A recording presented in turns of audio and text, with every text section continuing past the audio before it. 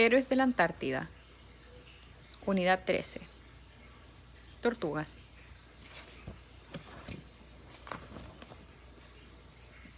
Cada año, alrededor del 21 de marzo, el sol comienza a ponerse en la Antártida. El largo ocaso termina en meses de oscuridad total, que dura casi la mitad del año. El sol no aparece de nuevo hasta la primavera antártica, que es a mediados de septiembre. Día y noche, la única luz que se ve proviene de la luna y las estrellas.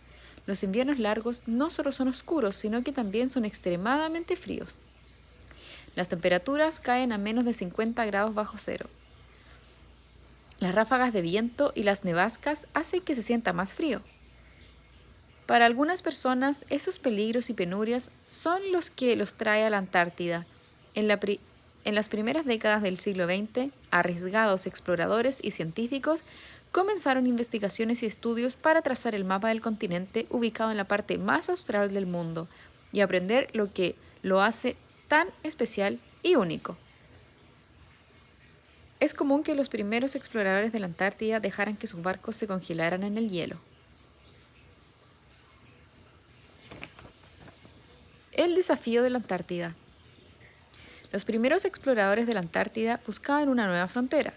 Los exploradores ya habían ido al corazón de África y penetrado en el interior de América del Sur.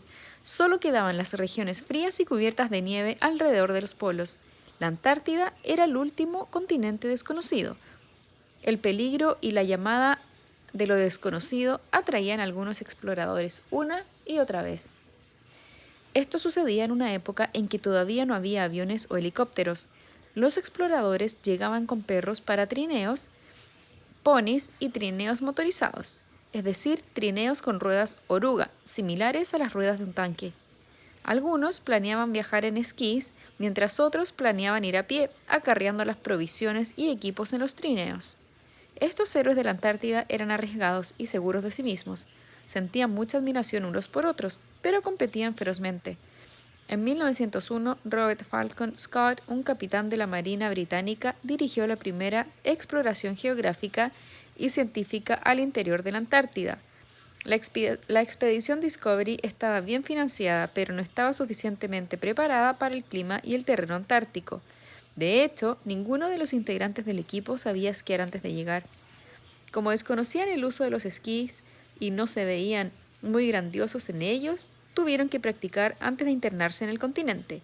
Por último, el equipo de exploradores y científicos de Scott enfrentó nevascas, hambre, insolación, congelación y ceguera por la nieve, por lo que tuvo que regresar. Antártida. Polo Sur. Las rutas de Amundsen y Scott al Polo Sur. 3 años más tarde, Ernest Shackleton, que había participado en la expedición con Scott, regresó a la Antártida. Esta vez, como jefe, Shackleton tenía la esperanza de llegar al Polo Sur geográfico, que es el extremo inferior de la Tierra. Shackleton fracasó, pero llegó lo suficientemente cerca como para demostrar que el polo se encontraba en tierra y no debajo del hielo del mar congelado, como el Polo Norte.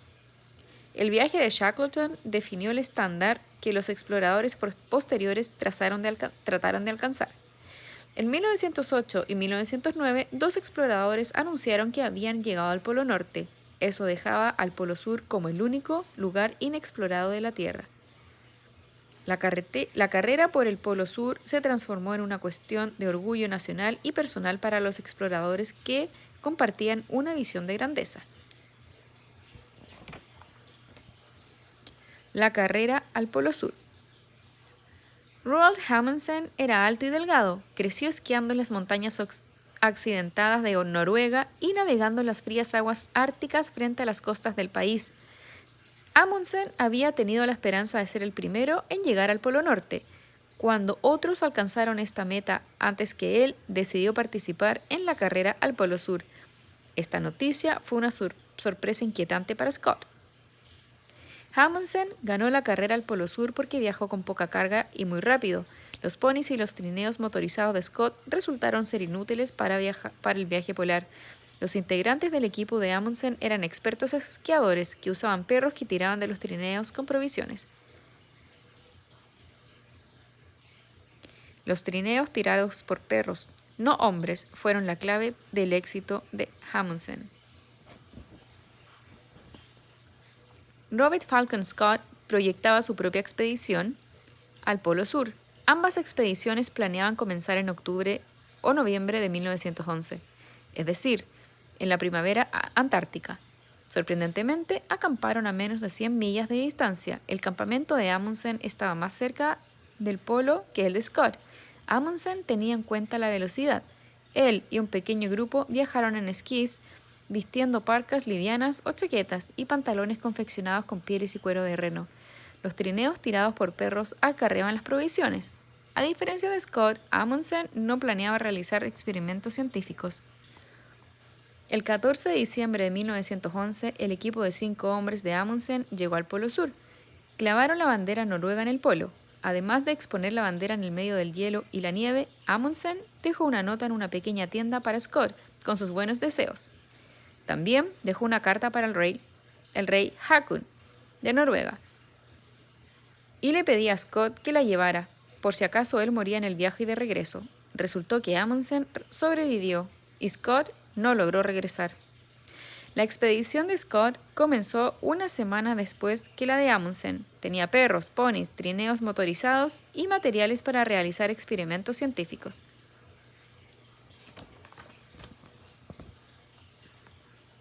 El continente antártico está rodeado por inmensas plataformas de hielo, glaciares de desplazamiento lento y el traicionero mar helado. Lo que había parecido hielo sólido se rompió durante la noche e hizo que los ponis y los miembros del equipo cayeran tambaleándose al agua helada. Para llegar al polo, Scott dividió a su equipo. Él y otros 4 se dirigieron al Polo Sur con buen ánimo. No habían visto las huellas del equipo de Amundsen, así que pensaron que serían los primeros en llegar al lugar. El 17 de enero de 1912, Scott y su equipo alcanzaron el Polo Sur y se enteraron de que habían llegado demasiado tarde. Cuando vieron la bandera noruega clavada ahí, concluyeron que Amundsen había llegado primero.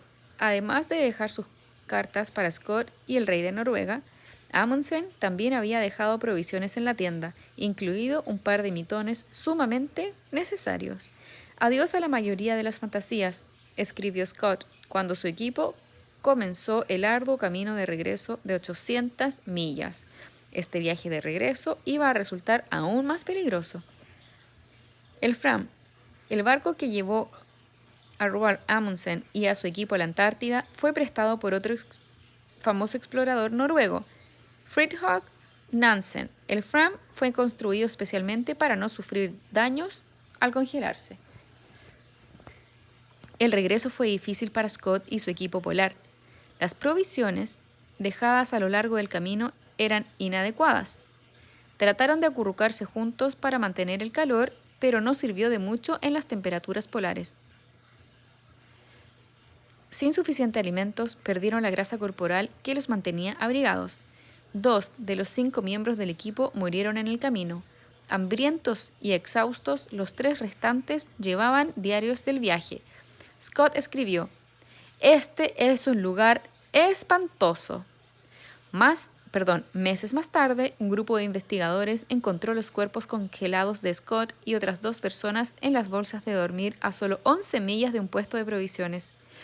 La expedición de Scott no había sido la primera en conquistar el Polo Sur. Pero, para todo el mundo, el coraje de estos hombres los transformó en héroes. El equipo de Amundsen dejó una tienda y una bandera en el Polo Sur.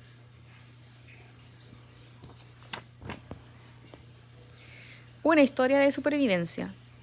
En 1914, Ernest Shackleton planeó cruzar la Antártida a pie. Eligió un equipo de 27 hombres, que incluía científicos, marineros, y un cocinero y un carpintero. Shackleton era un líder tan extraordinario que desde el comienzo el equipo lo llamó jefe. Shackleton llevó a Frank Hurley, un fotógrafo. Las fotos dramáticas de Hurley contribuyeron a la fama de la historia de Shackleton, pero esto sucedió en 1914. Hurley tuvo que trabajar con una cámara grande y aparatosa que captaba imágenes en placas de vidrio. El barco de Shackleton, el Endurance, llegó a una estación ballenera en la isla Georgia del Sur en noviembre de 1914. Aunque en noviembre es verano en la Antártida, los balleneros advirtieron a Shackleton que el hielo del mar de Weddell estaba inusualmente grueso. Ignorando el peligro, decidió continuar. El Endurance se encaminó al sur hacia el continente. Pero la advertencia de los balleneros había sido correcta, y en enero el barco quedó atrapado en el hielo. Shackleton dijo a los hombres que tendrían que esperar hasta la primavera, para la que faltaban 9 meses. Los mantuvo ocupados durante los siguientes meses jugando al fútbol, a las cartas y al ajedrez. Sin embargo, el hielo se movía hacia el norte, arrastrando el Endurance lejos de la Antártida. El hielo se apilaba y comenzó a aplastar el barco de madera. En octubre de 1915, el equipo tuvo que abandonar el barco, junto con la mayor parte de sus pertenencias. Shackleton abandonó su reloj de oro, pero conservó un libro de poemas. Hurley destruyó centenares de placas fotográficas. Conservó suficientes, unas 120, para mostrar cómo era la Antártida. En noviembre de 1915, el barco fue fracturado y aplastado por el hielo y finalmente se hundió. Entonces, la meta del equipo fue escapar del hielo y llegar a aguas abiertas.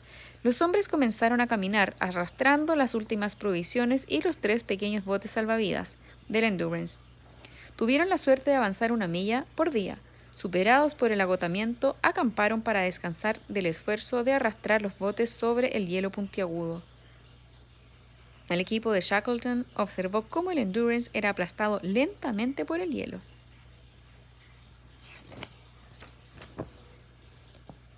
En abril de 1916, los hombres finalmente llegaron a aguas abiertas y navegaron hacia la isla Elefante.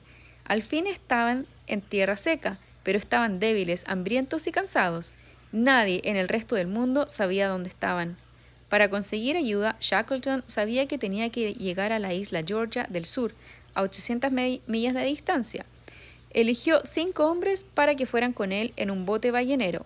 El James Caird, el carpintero del barco, construyó un techo de lona para la cubierta. En este pequeño bote de unos 23 pies de longitud, los 6 hombres cruzaron las 800 millas tormentosas. Al cabo de 16 días desesperados por la sed, llegaron a la isla Georgia del Sur. La estación ballenera estaba al otro lado de la isla. Estaba solo a 30 millas de distancia, pero Shackleton y la estación estaban separados por montañas de hielo y glaciares que nunca habían sido atravesados. Shackleton y sus compañeros necesitaron 3 días para cruzar las montañas que los pájaros típicos de la zona, como el albatros, podrían haber cruzado volando en media hora. Pronto pudieron oír las sirenas a vapor de la estación ballenera. Alertas y excitados, finalmente llegaron al pueblo el 10 de mayo de 1916. No se habían cambiado la ropa en meses y estaban harapientos, barbudos y sucios. La gente no les quitaba la vista de encima. Finalmente, Shackleton encontró el administrador de la estación, que quedó sorprendido al verlo.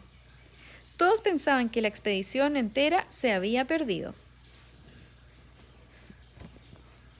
El pequeño James Caird llevó a parte del equipo de Shackleton en un viaje devastador de 800 millas. Ahora Shackleton estaba preocupado por los 22 hombres varados en la isla Elefante. Temía que no pudieran sobrevivir al invierno en la isla estéril. Durante meses trató infructuosamente de organizar expediciones de rescate. Los hombres de la isla Elefante sobrevivieron. Usaron los otros botes salvavidas para construir una choza. Cazaron focas y pingüinos para alimentarse. Estaban seguros de que el jefe llegaría. Finalmente, en agosto de 1916, vieron un pequeño barco que se aproximaba. Se oyó un grito. ¿Están todos bien? «Estamos bien, jefe», respondieron. Aunque su expedición había fallado, Shackleton llevó a casa a todo su equipo. Nuevos aventureros antárticos. Los científicos actuales de la Antártida tienen teléfonos satelitales, computadores y otros medios para estar en contacto con el resto del mundo. En el verano, grupos de turistas llegan con regularidad para observar la vida salvaje, como el cormorán de ojos azules, que es un pájaro que se sumerge para atrapar peces y tiene una capa de plumas impermeables que lo protegen de las temperaturas heladas del agua. Más de 20 países tienen estaciones de investigación en la Antártida. Los científicos usan instrumentos sofisticados para estudiar el tiempo, los glaciares, la actividad solar y otros temas. Los Estados Unidos tienen 3 importantes estaciones de investigación en la Antártida. La más cercana al Polo Sur es la estación Amundsen Scott. La más grande es la estación McMurdo, en la isla de Ross. McMurdo tiene un gimnasio, una biblioteca, radio y televisión. Además de realizar investigaciones, el personal de la estación tiene tiempo para sus pasatiempos. Aún así, no ven el sol durante meses. Generalmente los aviones no pueden aterrizar en invierno, aunque las aeronaves polares tienen esquíes. Arriba de McMurdo, en la colina Observation Hill, hay un monumento en memoria de la trágica expedición de Scott. En las cercanías de Hut Point hay una choza que quedó de las expediciones de Scott. Es posible que Shackleton también haya usado la choza. El aire frío y seco ha preservado la choza e incluso las provisiones. Y un recordatorio constante para los nuevos exploradores y científicos modernos que también buscan conquistar fronteras.